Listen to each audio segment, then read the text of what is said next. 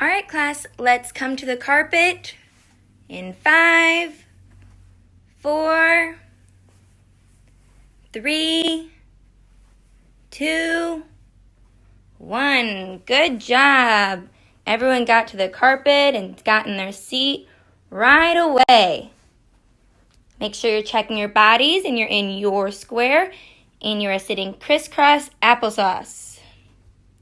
Awesome. All right, everyone looks like they're ready to go. Before we get started in our lesson, we have a fun little activity for us to start us off. It is gonna deal with this right here. It says it's in the bag. I have a mystery bag here. You guys are gonna figure out what is in here. I know what's in here, but it's my secret and you guys gotta figure it out. So, you guys are gonna come up with questions and I'm going to answer with one word. Everyone say that. One word answer. I don't want to give away too much information. So I'm only going to answer with one word. So your question has to be something that can be answered with one word. Perfect. I'm going to let you guys brainstorm some questions for a second. So take a second to turn to your elbow partner, your elbow neighbor.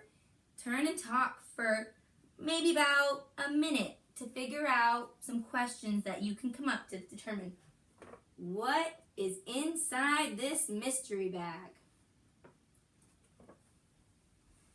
All right, Crosby, what questions are you thinking of? That's some good questions. Come up with a couple more. What about you, Jack? Ooh, that's a good one. I would ask that one later, okay? Great job. All right, if you can hear me, put your finger on your nose. If you can hear me, clap once. If you can hear me, put a bubble in your mouth. Perfect. It looks like everyone is ready to go. All right. Does anyone have any? You guys should have came up with a couple ideas. I'm going to let you keep your ideas for a second. And I'm going to give you guys some example questions because I let you share your questions. You guys had some great ones. I want you to share your questions in a second. But before we do that, up here, I have some help in case we forget. So some questions to help us out. I'll read this paper. It says, possible questions. We don't have to ask these questions. But if you forget and you can't think of one and you want to ask a question, one of these are good choices. Who would use this item? What is the texture of this item? So what does it feel like? What shape is the item? Is the item something you need or is it for fun? So do I need it to live or do I just have it for fun? What does it taste like? Where would you keep the item? See how these are all one-worded answers? Where would I keep the item? If I were to answer that, if say my item was my dog, I would say in my house, right? One word, house. Is it for kids, adults, or both? What color is the item? Is it heavy or is it light, really easy to hold? Can it make a noise? What does the item smell like? And how much does it cost? All right, so there's some possible questions, and I know a couple of you guys actually came up with some of these on your own, which was amazing. Do we have any questions, or we think we're ready to go? What are some questions we have before we start guessing? Oh, we're ready to guess? All right, Flora, would you start us off?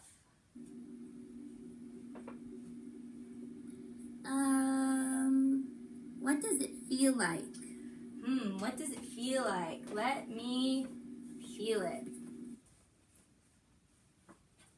Soft. Soft. All right? So the mystery item feels soft. Does anyone else have another item? Crosby? Question? Do we need it or is it just for fun? is just for fun. So for fun. This item is for fun. So right now we have two things that we know about this. What are those two things? Soft and for fun. Two things, okay? Let's keep thinking. All right, Jack, do you have something you would like to share? Is it heavy or light? I would say it's pretty light. I think it's pretty light. I would let you guys feel, but then you might be peeking in, right? All right, next question. Flora. Is it in the classroom? That's a good question, Flora. Yes, it's in the classroom. Normally. It's normally in the classroom. So it's not brought from home. It's normally here.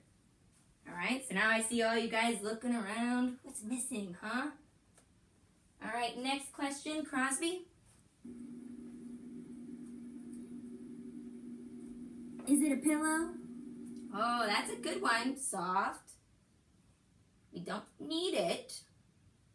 Light, but it is not a pillow. Not a pillow. All right, Jack.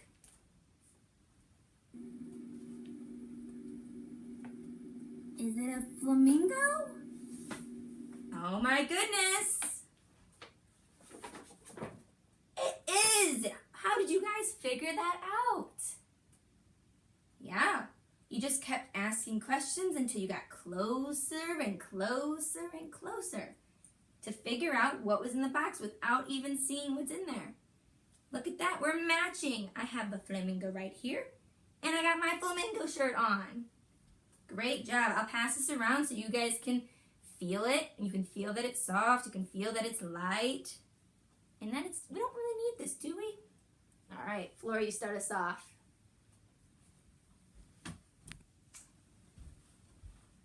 All right, I'm going to take this back. And before we move on, let's do a celebration because all of you guys worked so hard to create questions to figure out what was in the mystery box. The flamingo was there. So let's do a celebration. Which one do we want to do? You all want to do the mirror one? Okay, remember how we do this. You make an invisible square, like a mirror on your face. And then if you want to, there's two different options. You do your square, and you can go push up your hair and go, looking good. Or you can go, looking good. We've done this one a bit, so I think we're ready to go. Ready? All right, mirror on your face. Looking good. Awesome. All right, today we're going to be talking about making inferences, okay?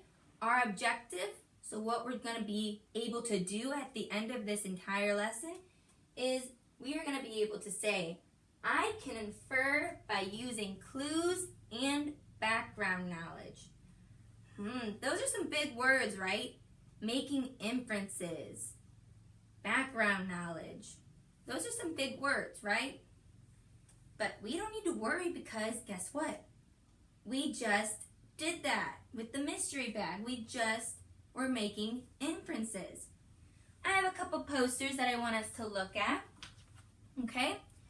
It's kind of all saying the same thing, but it says it a little different. So maybe it might not make sense one way, but it'll make sense the next way.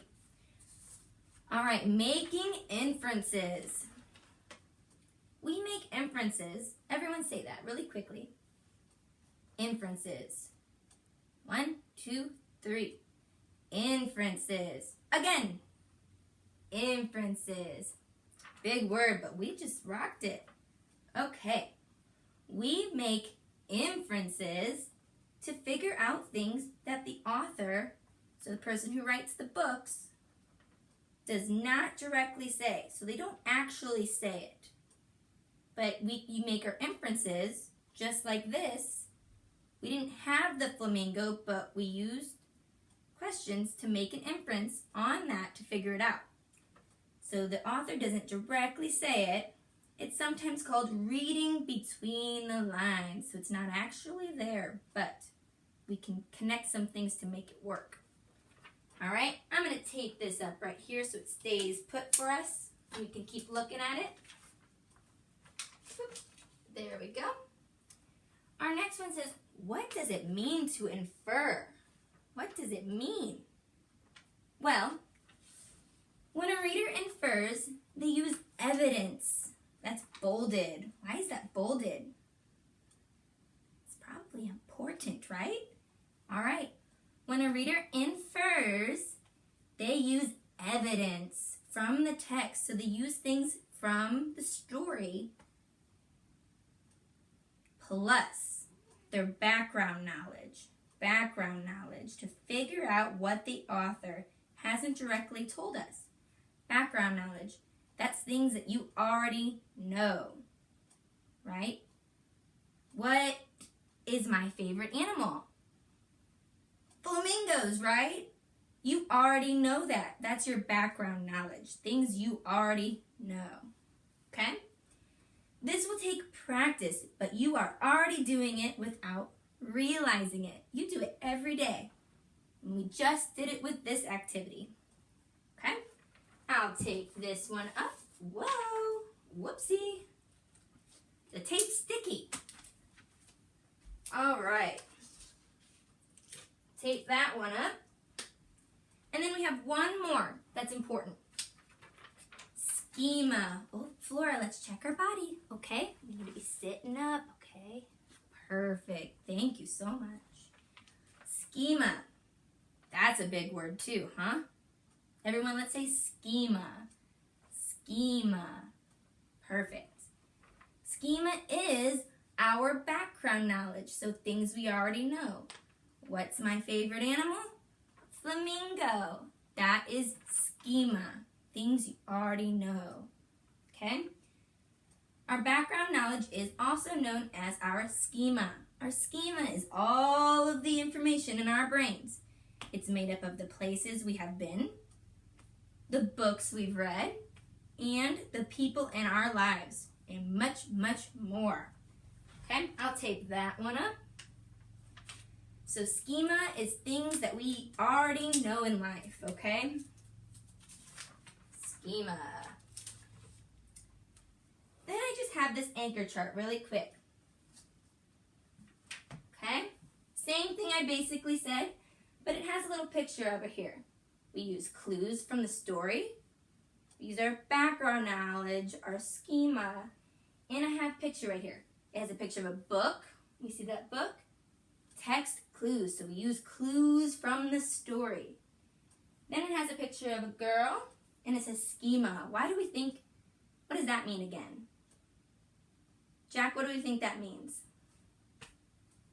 Background knowledge, things we already know. Amazing.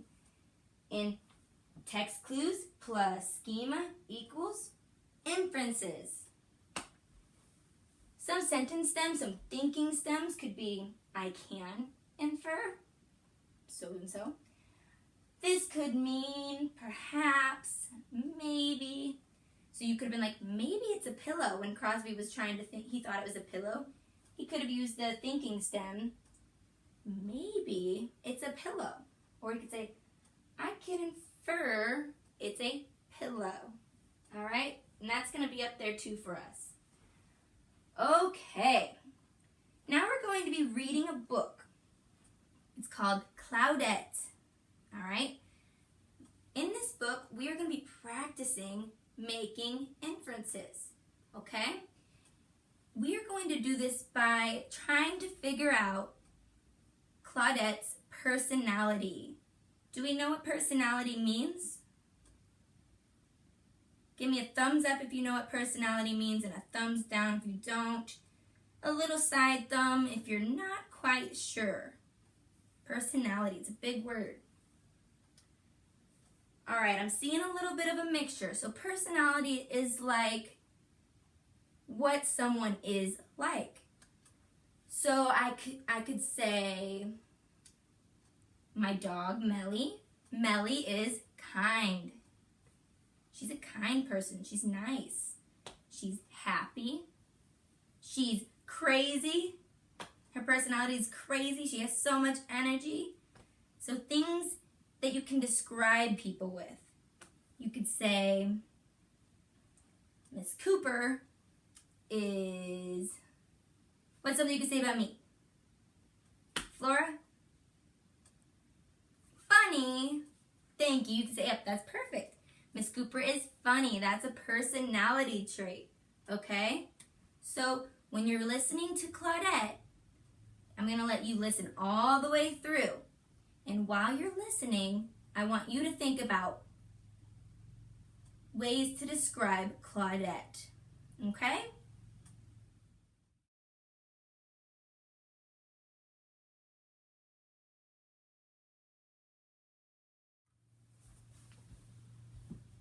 All right.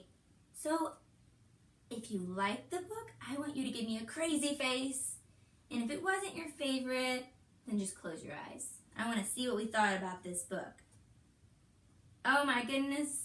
So many crazy faces. I agree. Crazy face for me too. All right, we're going to use our information we just learned on making inferences to describe Claudette. Okay? Tell us what she's like as a person, her personality. All right? We can describe Claudette.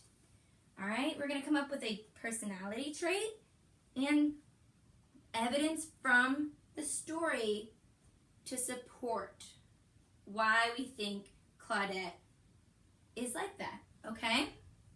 So,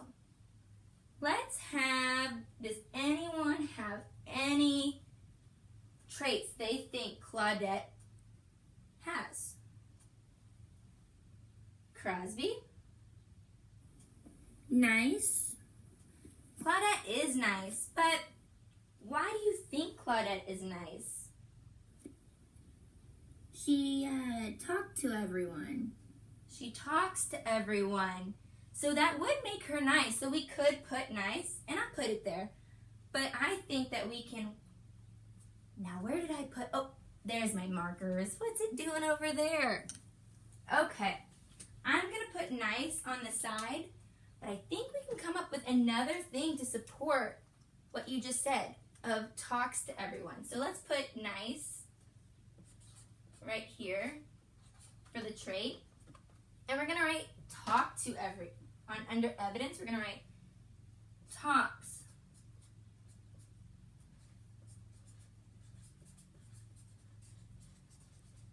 Talks to everyone. Okay? Now, can you be nice and not talk to everyone? Yeah, you can, right? You can be a nice person but not talk to everyone. So what's something maybe we could put for that? If you talk to everyone, do you probably have a lot of friends? Yeah, you could say she's friendly, right? Friendly, let's put that one down. But nice is right above it because it's still a great trait that Claudette is, okay? She's very nice.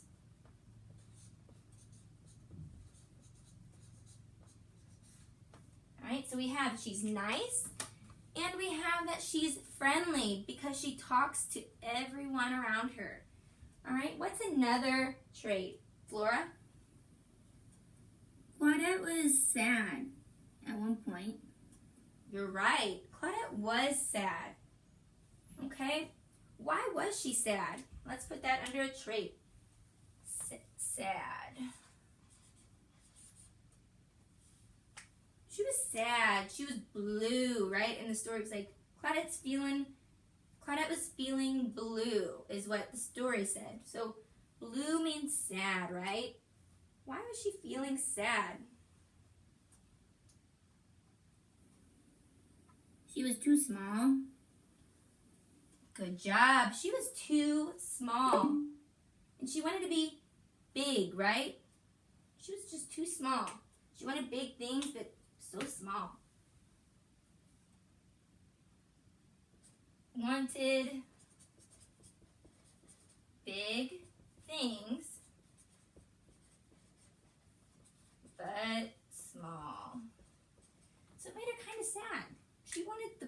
but she couldn't get it. All right, what is our next one, Jack? She helped the pond. She did help the pond.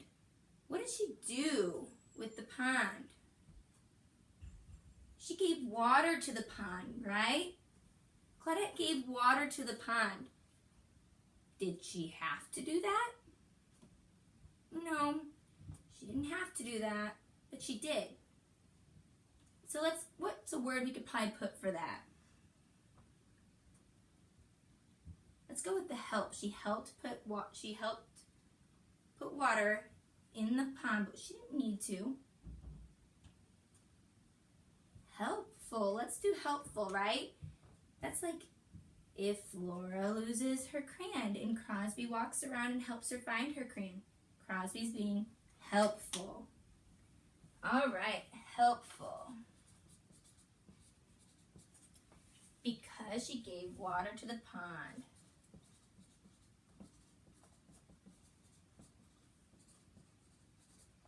And let's come up with one more trait. One more trait.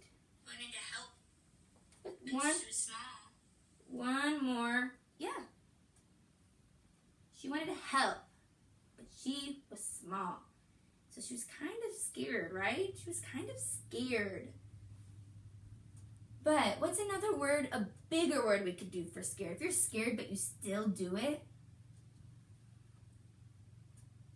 right? What is the word for that? You're still doing it. Brave, right? We could say brave. If you're scared to go downstairs when all the lights are off, I am too. I'm scared when I have to turn the lights off and run up the stairs. I am quite scared, but I have to do it, right? So I'm being brave. I'm being brave and I'm still gonna do it, even though I'm scared. So we're gonna put brave. She's a brave Cloud because she helped even when she was small.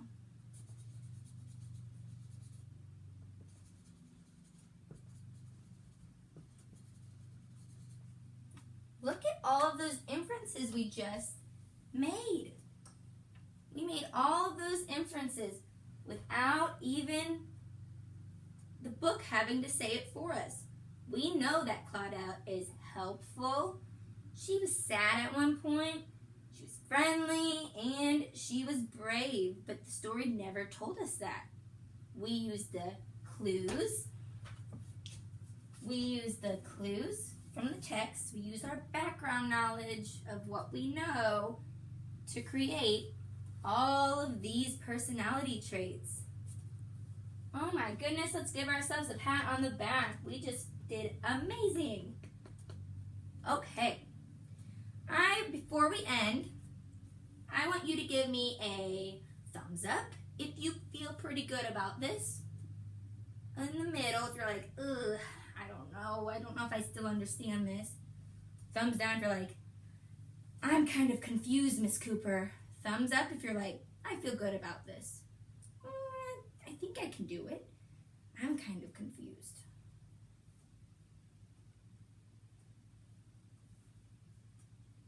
Amazing. Thank you guys for letting me know. And if you gave me a side thumb or thumbs down, I'm going to make sure I'm coming around to help you. And if you have a thumbs up, I will still be around to double check your work as well. All right, so we have this paper I'm going to pass out, and we're all going to work through it. But I'm going to let you guys try it on your own first, okay? I'm going to pass that out for you. You may go back to your seat if you want, or if you want to, you can sit at the carpet because we will come back together to complete this worksheet. All right? Up to you. For the mystery bag activity, I could also continue that on, and I could have a student sign-up sheet where I would sign everyone up for a day. They would take the mystery bag home, and it would come with a parent letter to explain what to do. That way, they can bring in something from home that they like about themselves, or if they forget or just don't have anything to bring in, I would provide something to put into their mystery bag for them at school. And that could continue on each day. We could have 1 to 2 people doing that so we can continue to practice on our inferences and being more familiar with the language, what inferencing means. And with that, I could do worksheets such as think sheets. So when the kids are thinking and guessing questions and trying to figure out what it is, they could just jot down some things as well.